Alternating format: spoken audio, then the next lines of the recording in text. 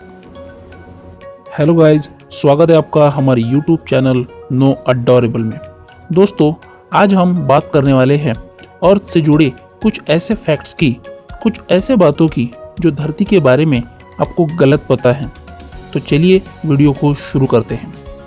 अगर मैं आपसे पूछूं कि धरती का सबसे ऊंचा पर्वत कौन सा है, तो आप सभी एक ही जवाब देंगे कि माउंट एवरेस्ट पृथ्वी का सबसे ऊंचा पर्वत है, जिसकी ऊंचाई 8,848 मीटर है। पर यह बात सही नहीं है। दरअसल मौन की पर्वत की ऊंचाई 10,203 मीटर है। पर सिर्फ बात इतनी सी है कि इस पर्वत का 3% भाग समुद्र के नीचे है और सिर्फ 4,205 मीटर की ऊंचाई का पर्वत सी लेवल से ऊपर है। इसलिए माउंट एवरेस्ट को ही सबसे ऊंचा पर्वत माना जाता है। पर अगर हम उसकी सतह से देखें तो मौन की सबसे बड़ा पर्वत होगा, जिसकी ऊंचाई 10,203 मीटर है। Number 2, driest place on earth located in Antarctica. Generally बहुत लोग यह मानते हैं कि अंटार्कटिका में स्थित अटकामा डेजर्ट पृथ्वी का सबसे ड्राइएस्ट प्लेस है, पर यह गलत है। दरअसल MC मुर्डो ड्राई वैली अंटार्कटिका की सबसे ड्राइएस्ट प्लेस है। यहाँ लगभग 2 मिलियन साल से बारिश नहीं हुई और इसकी वजह से यहाँ हवा की रफ्तार 320 किलोमीटर प्रति घंटा रहती है। Number 3, moon was once part of the earth. क्या आप जानते हैं कि चांद की निर्मित कैसे हुई? स्वीडिश साइंटिस्ट कहते हैं कि 4.36 बिलियन ईयर अगो हमारी पृथ्वी एक थेया नाम के हाइपोथेसाइज्ड प्लैनेटरी मास ऑब्जेक्ट से टकराई थी, जिसकी वजह से हमारी पृथ्वी के परमानेंट उपग्रह चांद का निर्माण हुआ।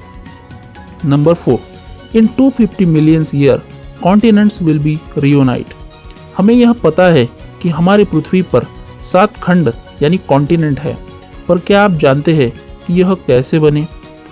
दरअसल वैज्ञानिक कहते हैं कि 350 मिलियन ईयर्स अगो पृथ्वी पर एक बड़ा खंड यानी सुपर कॉन्टिनेंट था, जिसे पैंजिया के नाम से जाना जाता था, और वह सुपर कॉन्टिनेंट पैथालसा नाम के बड़े ओशियन से घिरा हुआ था। फिर गोंडवन और लॉरेशिया ऐसे 2 भागों में पैंजिया विभाजित हुआ और लाखों वर्ष के अंतराल में इसके 7 खंड बन गए, जो आज हम देखते हैं। पर अब वैज्ञानिक कहते हैं कि अगले 250 मिलियन ईयर्स में यह कॉन्टिनेंट दोबारा रियूनाइट होंगे और फिर से एक सुपर कॉन्टिनेंट बनेगा, जिसे पैंजिया अल्टीमा कहा जाएगा। Number 5, the earth was believed to be the centre of the universe. पहले के वैज्ञानिक सोचते थे कि पृथ्वी यूनिवर्स का केंद्र है और सारे ग्रह इसका चक्कर लगाते हैं। इस मॉडल को जियोसेंट्रिक मॉडल कहा जाता था। पर फिर एक बंदा आया, निकोलस कोपरनिकस, और उसने अपना हेलियोसेंट्रिकल मॉडल प्रेजेंट किया, जिसकी वजह से यह पूरा का पूरा सिद्धांत ही बदल गया कि पृथ्वी स्टेबल है। Number 6, rotational speed of the earth is gradually slowing down. दरअसल अर्थ की रोटेशनल स्पीड धीरे धीरे कम हो रही है। अगर हम डीएक्सेलरेशन रेट की बात करें तो वह 17 मिलीसेकंड पर 100 ईयर्स है। पर अब आप कहोगे कि अर्थ की स्पीड आखिर कम क्यों हो रही है? दरअसल मून हमारी अर्थ से 3.75 सेंटीमीटर पर ईयर के हिसाब से दूर जा रहा है, जिसकी वजह से धरती की रोटेशनल स्पीड कम हो रही है। अब सुनने में 3.75 सेंटीमीटर पर ईयर ज्यादा नहीं लगता, पर अमेजिंग बात यह है कि करोड़ों साल पहले जब चांद पृथ्वी के बहुत ही करीब था, तब दिन का ड्यूरेशन सिर्फ 6 घंटे का होता था। धीरे धीरे धरती की रोटेशनल स्पीड कम होती गई, जिसकी वजह से आज दिन 24 आवर्स का है, और करोड़ों वर्षों के बाद शायद यह भी हो सकता है कि दिन का ड्यूरेशन और भी बढ़ जाए।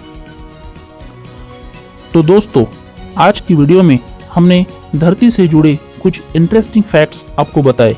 अगर आपको ये जानकारी पसंद आई हो तो प्लीज़ वीडियो को लाइक कीजिए, चैनल को सब्सक्राइब कीजिए और घंटी का बेल आइकन ज़रूर दबा दीजिए, ताकि पल पल की अपडेट्स आपको लगातार मिलती रहे।